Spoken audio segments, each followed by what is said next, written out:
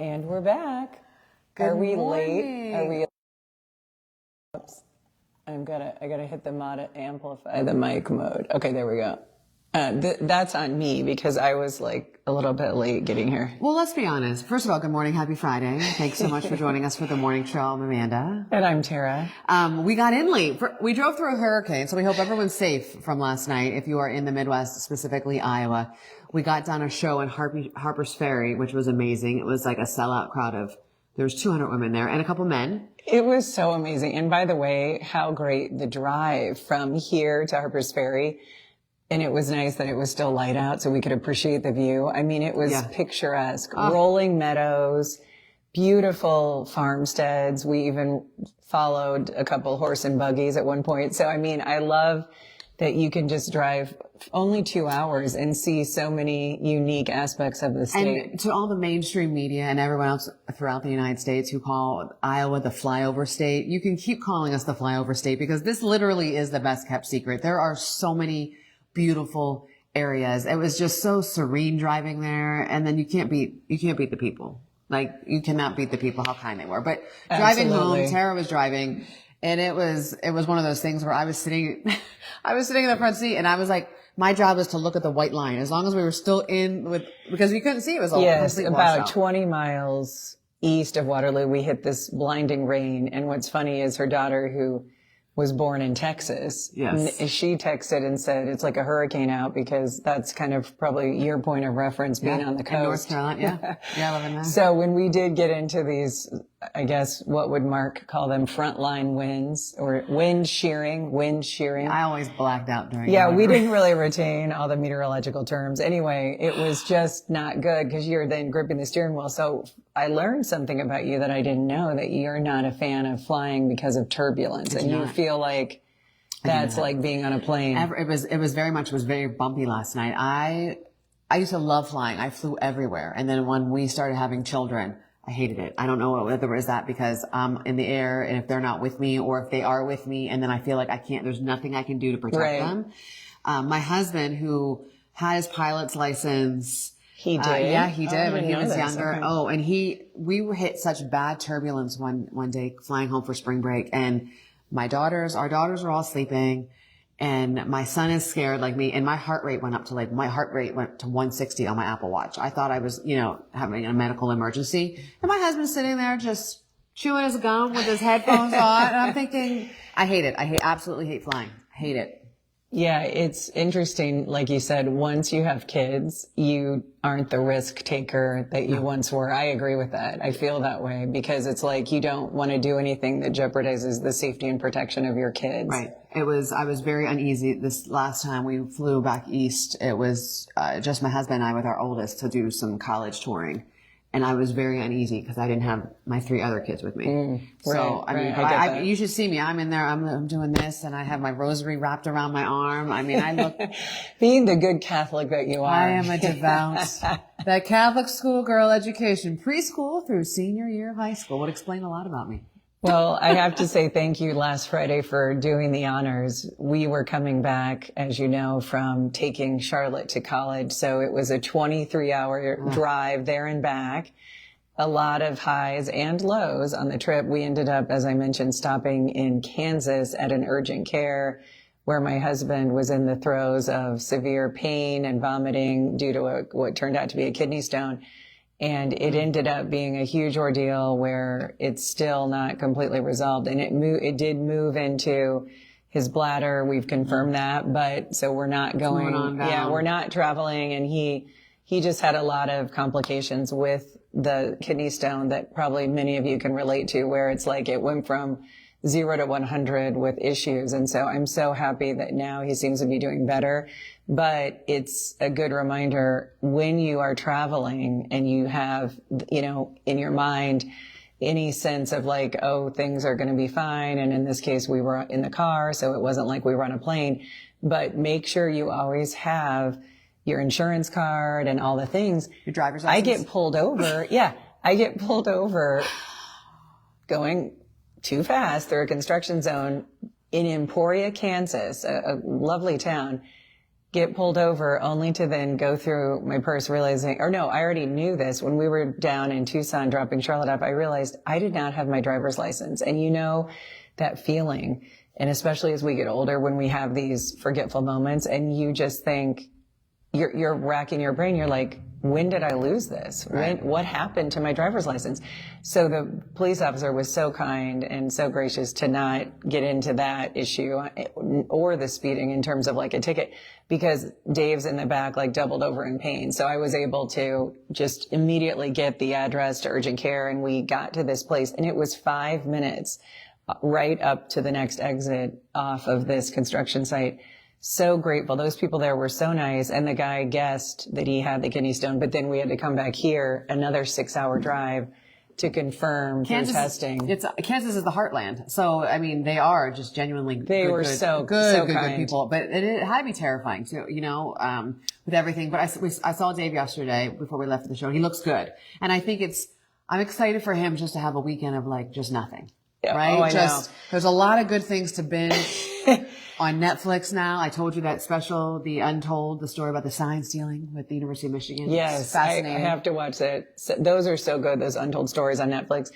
Also, fun fact, when we were driving back from Tucson and to and from, we passed Tombstone, which is the Wild West town famous for Wyatt Earp and the shootout at the OK Corral. So it just so happened when we were in the hotel in Arizona, Tombstone, the movie, of course, was on. So my mom now has clued me in on this really good documentary that she watched about Wyatt Earp. Turns out Wyatt Earp he was born in Monmouth, Illinois, but before he was winning the Wild West, he lived in Pella. Well, Isn't that funny? That's amazing. So, I didn't know that. So his granddaughter is currently in college, and no, I don't know. I was like, what? You have like the tea on Wyatt Earp? But isn't that funny? Crazy. But I feel like it's so weird, and we always have experienced this since we're not from here originally. It's like all roads lead back to Iowa. There's always some connection. So when we got on the elevator to go up to move Charlotte into her dorm, one of the RAs who was helping families navigate the move-in, she said, "Oh, where are you from?" And Charlotte's like, "Iowa." And she said, "Oh my gosh, 2 of our deans are from Iowa." So, I mean, it was like just all these little small world connections along the way. It's not the flyover state. We're just going to keep it a secret. You know, we're just going to keep it. You're settling into I mean, it's crazy. A lot of people right now, you're settling into life at home with one child at home. It's so weird. And also he moved to the basement where we have basically a bachelor pad. You'll never see him. He's got everything he needs down there. He's living his best life right now. He's set in the basement. And I have to ask how you're doing, because you've got 4 in every stage of the K through 12. You know, I just watched on someone's story that said if you have 4 or more children, you are literally you're sandwiched. Because you're watching Bluey and then you're planning for college. I am literally in every phase because it's a junior, 8th, 4th, and 1st. That's crazy. So it's like we were just figuring out once again how to tie shoes for the 1st grader. And, you know, I was reiterating with my high schooler not to do stupid stuff, right? And it's, you know, and we're looking at colleges. And I mean, just yesterday you gave us the ACT prepared book that is like this thick, and then the big book of colleges, and that's surreal. So I'm exhausted. I think I'm more mentally exhausted. I did enjoy this morning. Sorry, babe, but I did enjoy when everyone was still sleeping and I left to come here. And like, it was like for that Friday going to school routine. But anybody who has 4 or more children, I feel you. It's like, no one talks about it though. Like it's very weird, but I secretly love it too, because I'm not rushing through, right? It's kind of like, okay, we're getting ready for high school graduation. Okay. Well, then I have a few more years to another one. And then I have, you know, I have time until. Yeah. And it's true that you sometimes are so in the moment that you don't really process the moment, because I mean, you're so busy and everything is just frantic. And especially we both have gone through this with all the things outside of school that the kids do, because you've got kids playing soccer, Gia playing a high level soccer team, which means a lot of travel. Yes. And that makes it really almost like every weekend is just as hectic as the week. There's no rest. There's but no I think there's no really. downtime, but I think it's really, I'm not good when there's like no downtime, because then I feel like I'm just laying. Like You're used to that. I am like hectic. then sewn. I look like I'm sewn to the couch. Like I don't move, and it's like no one can talk. I'm like a potato. But, it was funny because the other day I was thinking of all of the things we do, and I want to ask you what yours are. All of the things we say we're never going to do as a parent. And I remember one of the things I said I would never do. I'm like, who are these parents who drive 2 hours one way for a practice? Me. I'm that parent. I was sitting there in the parking lot. I'm like, what happened? But when your kids have these dreams and aspirations, it is your job and your duty. And it is like an honor for you to do whatever you can to support that. So I am that mom, 4 hours in the car, a couple times a week for an hour and 45 minutes. But we should also qualify that. I think a lot of it depends on the child. So in your case, your daughter now is a junior. Right. So she's had all these formative years to decide, is soccer recreational, just to be social, or is it something she wants to pursue in college? And when it's the latter, everybody who is engaged in kids that might play at a high level understands you really have to then make those decisions about, are they going to be able to go to the next level? And if that's what they really want, these are ways steps you can enhance that opportunity. So for her to be on that high level team means she's going to get a lot more looks from those college coaches, and also realize that in your small town, that's only a very narrow slice of what really is out there in terms of the competitiveness. So now she's competing with kids from schools all across the state. All across the state and and seeing the level, like we went back east and we saw a game with Boston College. And I remember she and I looked at each other, and these amazing female athletes. And my daughter, and I think my daughter's a great soccer player, but she and I looked at each other like real slowly, and we were like, wow. I mean, they are they are next level physical. And I love watching females play sports because it's like they just bang you up. They don't care. I mean, and they'll do it with lip gloss and like red lipstick on. I am here for every second of it. And giant bows, that started to be a thing with volleyball and basketball too. Yeah. I can't do the bows. I'm not gonna lie. Like I can't. Right? You know what I mean? Like but I've never been a bow person. I've never put. I think Gia. I think I put a lot of bows in her hair. Well, even the basketball players, my daughter for a while, they have really long nails sometimes, which I don't know how they do that with the basketball. I could never play. I'm amazed at these women. It's like the rugby player from the United States, the female rugby player. Yes. She was on the cover of Sports Illustrated. And I love it because there she is in muscle and all the stuff. I mean, it is you define how you want to look. And that's what we were talking about last night when we were coming home. I saw this quote the other day that said, unlearn everything they told you need it to be. And that has hit me. Like, learn who you are. Unlearn everything. I mean, because as women, we've all fit in a box. I mean, from the time we were little girls, we talk about it. And then our time in television, we had to be a certain way. Like, we were running late this morning, and I said to you, I'm like, we don't have anybody to answer to. Yeah. It's refreshing. The commercials don't kick off at a certain time. The advertisers don't. We can hit go live on our phone whenever we want. Yeah. But back to the kid transitions, I will say this, and I think a lot of moms can appreciate this. When your oldest flies the nest, so to speak, and in our case, when Charlotte went to college, I do like the thought of now Thomas, who has never been an only child because his sister was 2 when he was born. Now it's like his time to shine and get really kind of more of our focused attention, even though he's 16 and has, his own life too. But I remember I was 5 years older than my only sibling, Sarah. So when I went to college far away, like Charlotte, I went to Boston. It was nice that she then had really the time to be blazing her own trail and not in her big sister's shadow. And she did a lot of things that I didn't. She was like a 4-year cheerleader, and she just had her own interest. And I just feel like your kids, once Gia, leaves, your next oldest, who's normally probably condemned with middle child syndrome, will now have the ability to be the big man on campus. Oh, I think he's looking forward to that. And I'm a middle child, so I'm very sympathetic to my 2 middle children because I know what the oldest does. And if you're an oldest child, you know what you do. Like you quietly poke, and then the middle child, because they're they had that high energy. We're built different, and they just erupt. And so that second child, the second one always gets caught, right? Every single time. So they crave that attention, because think about it. The oldest, you get to do everything first for your parents. And it's a big deal. Like the first steps, the 16th birthday, the first high school graduation, the proms and everything is first. And it feels so much bigger. So I'm always reminded, make sure I go just as big.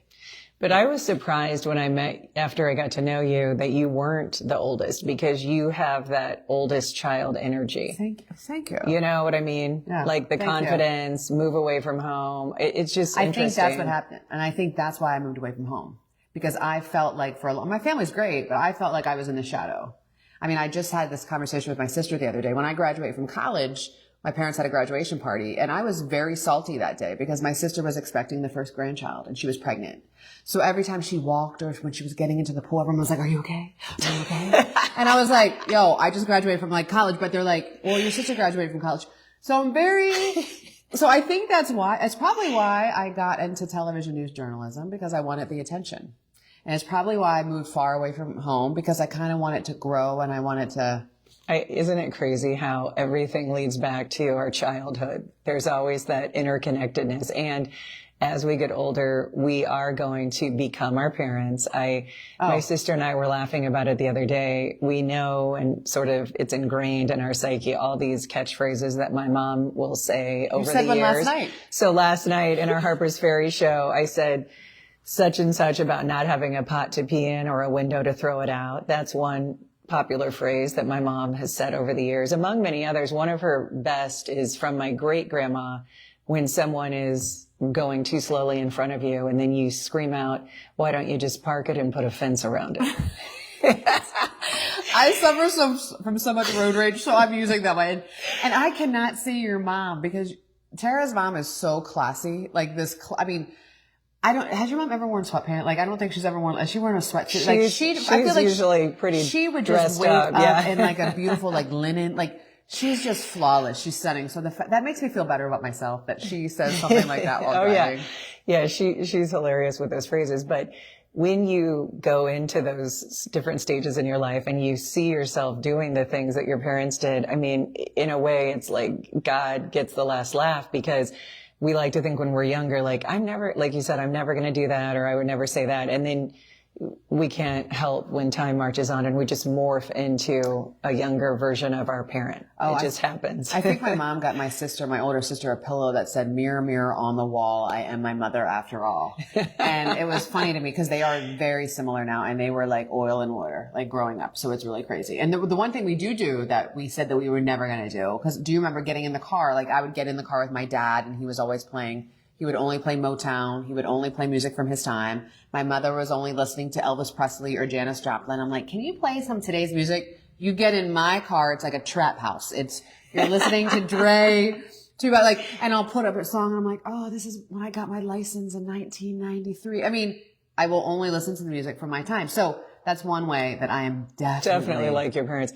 Definitely. I did appreciate, everybody has been so nice when they see me or through social media interaction, just asking, how are you doing? Because they're processing how they're going to feel when they go through that experience of having their child go to college. So I get it, because you're not obviously just seeing other people do it. You're starting to experience the emotions, like you said with Gia, of what's to come for you. And I do think one thing I have to say that never is talked about, at least from what I've read or really had conversations about, no one says the one piece of it that I didn't expect to feel that I do.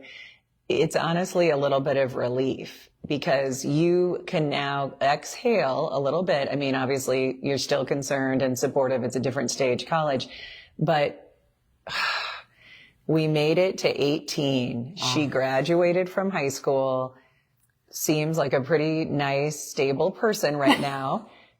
Very much so. So you just have that overwhelming piece about being able to make it to the finish line of, birth to 18, and just feeling good about a lot of the parenting that you did. And there were a lot of mistakes, but sort of the overarching goal is, can we get them safely and, to that place, and then feel good about thrusting them to the wolves of the real world. You and Dave definitely launched her out of the nest. I mean, she didn't just fly. You launched her and you prepared. I get chills because that is a moment that you need to step back and just say, we did it. I mean, it's not over by any means. I mean, there's still, you know, she's always going to be your mom and dad, but you prepared her for out there.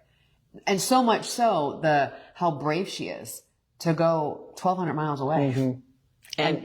And that's the part that that's incredible. we can relate to, having moved all over the country, but it's just a fine line, because you, of course, want your kids to always come home and you want to have that really close relationship with them, but you never want to be making it about you as the driver for their decisions. So I'm never going to be the mom who says, oh, well, you can't leave me. You have to go to, college close to me. And for those of you who've ever felt that guilt of not wanting to move away from your parents, that's a thing. And Charlotte even said to a friend of mine whose daughter is also far away from college, well, I just sometimes feel like I'm leaving my family. And you were saying Gia processed that emotion of, well, now she's going to miss all the milestones along the way of her younger siblings. But really also we have to look at it like this: how wonderful if they have that sort of emotional fortitude and maturity to say, it is okay if I go and do this thing and kind of forge my own path. And so that's the one,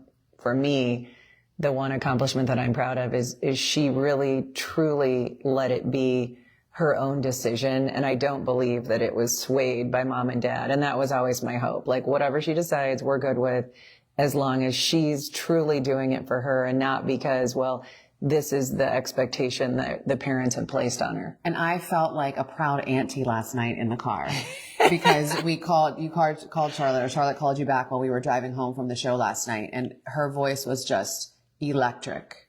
And I said, how are you doing? Do you love it? I love it so much. Just got done eating. Like, you can just, and it's like, wow. Cause you remember what it was like to be 18 and being off on your own and being launched into the world. And so it was kind of, for me, gave me peace for you. Oh, cause I'm like, she's good. She's okay. Yes. And you can So far, and I'm so happy good. for Tom. I'm excited for Thomas to be, I'm sure he's like every other teenager. A raccoon will only come out for, at night for food, but because that's what teenagers do.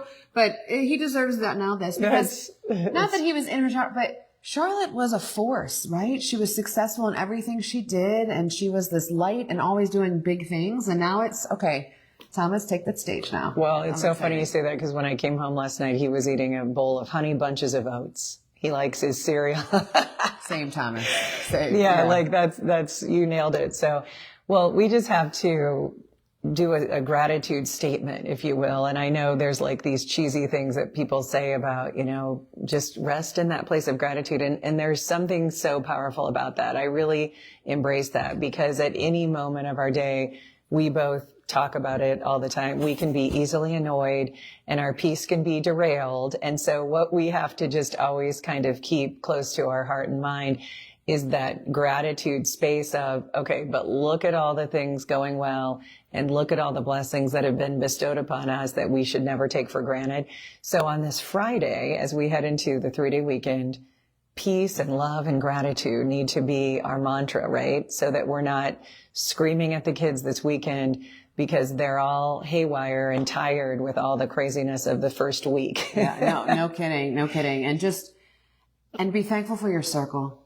Oh, absolutely. Be thankful for your circle, and make sure it's probably going to, you may be blaming yourself because your circle's decreasing in size. It's not you, right? It's decreasing in size. It's increasing in value. So tell the people that are good to you that you appreciate them and you love them. And we hope you have an amazing long weekend and find something wonderful to binge on if you don't feel like being outside in the heat.